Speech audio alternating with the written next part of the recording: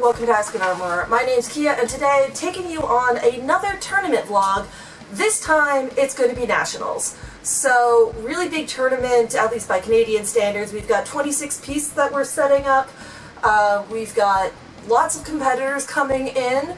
So I'm just going to take you along with me as I show you as much as I can about the setup, check-in, day of work that I do, all the way through tear-through, so you can kind of get an idea of what it's like working at a tournament this size.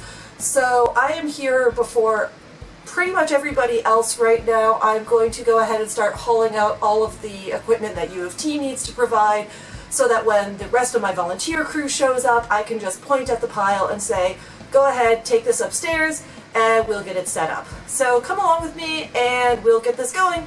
Fingers crossed for us.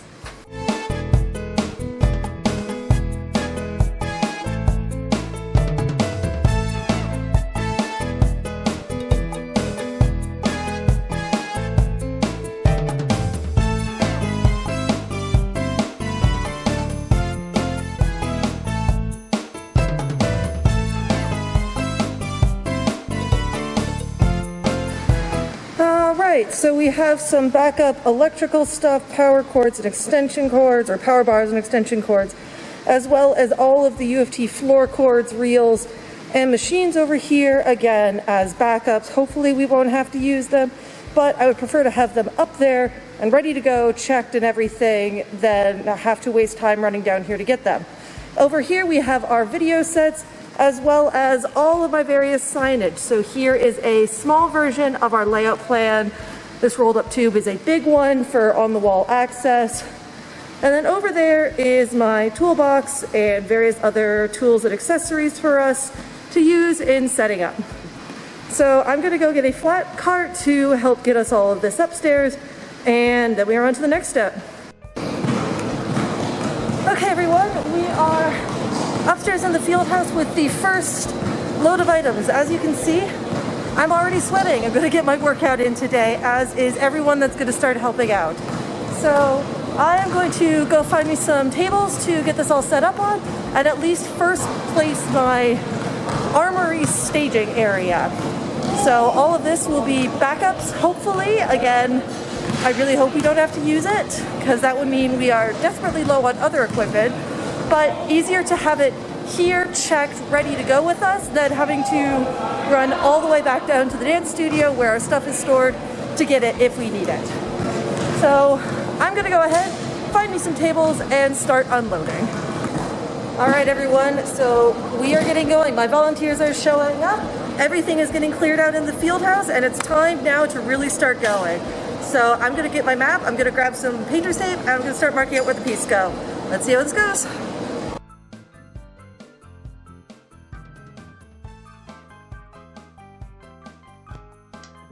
Alright, so everybody is busy working now. This is just trying to get things prepped before the preparation, I suppose you could say.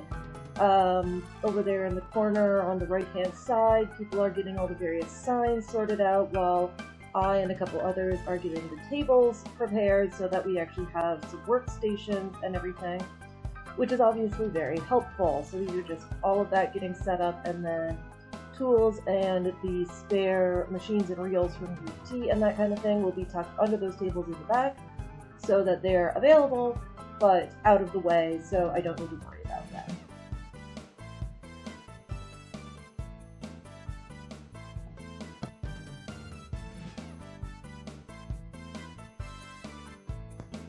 And here we are starting to get tape down to mark out where the pieces are going to go.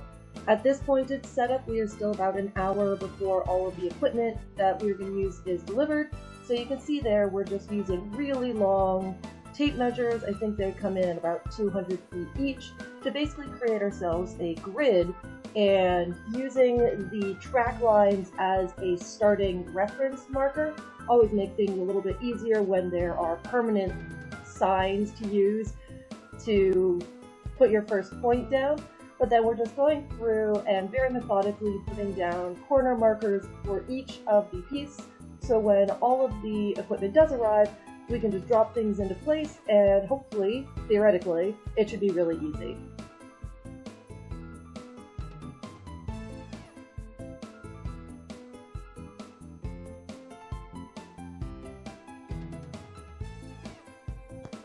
And here we now have some peace. So you can see in the top left corner, that's where our elevator is. And that's where all of the equipment is being brought in by one of my teams. And then in the forefront on the left, you can see the piece getting set up. We basically try to do it all at the same time so that we don't just do everything coming up and then everything gets dropped. We just kind of keep it going at the time. Now, I do believe we find out that these are incorrectly placed, so later on we'll have to come through and shift them.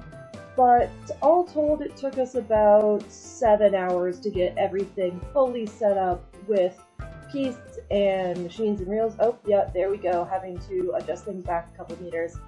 But, you know, better to do it on the first couple so you can reset all of it. Okay, everyone, it's been almost 6 hours, but we have everything set up. We are just doing some final taping down of cords to make sure that they're nice and protected and safe to walk on and hopefully not trip up the fencers. And yeah, we are going to go home soon so we can get some rest, and then I will be back here for 6:45 in order to be ready to start checking things at 7. Lots of work. It's lots of work, but we're getting there. The volunteers have all been great. They've been working really, really hard to get things set up, and yeah, couldn't have done it without the entire massive crew of them and everybody that's worked so hard to get this planned out. So I will see you all in the morning. So here you are, everyone, about 7 hours of lots of hard work later, the final setup. Final update of the night. I am, as you can tell, now home. It is just about 11:30 p.m. So for context, I arrived at the athletic center at 4 p.m. to do my initial pulling everything out of the U of T space, etc. 5 o'clock, I was allowed into the field house to start putting down tape markers for where pieces go. 6 o'clock, the equipment arrived, and we had all 26 pieces laid down probably by about 8:30 or so, 8:30, 9 o'clock, with a short break for everybody to get pizza for dinner at about 8 o'clock. And then the rest of the time was putting out machines and reels, figuring out where my remotes were, changing some batteries on remotes that weren't working, taping down cables, taping down more cables, and taping down more cables, because we want to make sure that it's as safe as possible and people don't trip over it, that nothing gets yanked power-wise, which of course would cause massive delays and consternation. But yeah, at this point, everything is nicely blocked off with stanchions and benches. There's areas for spectators. There's all of these stations for Armourer, DT, first aid, etc. are set up. Our vendor is set up. So we're set to go. There's a couple minor things that need to be finished up mid-morning tomorrow after the initial rush is done. But yeah, that hopefully, fingers crossed, will not be too big of a deal. So there you go. That's about 7 hours of my life that I was in the gym in some capacity working on this, on top of probably about 20 hours combined meetings, emails, plans, etc. personally, not to mention all the other people doing the initial organizing steps and coordination. So lots of work goes into getting this going. Appreciate your armorers and your event hosts. All right, now I'm going to do a quick shower because I am sweaty and covered in dust and generally gross. And then I'm waking up at 5:30 a.m. tomorrow. So I will see you then as we get on a whole new day of checking equipment.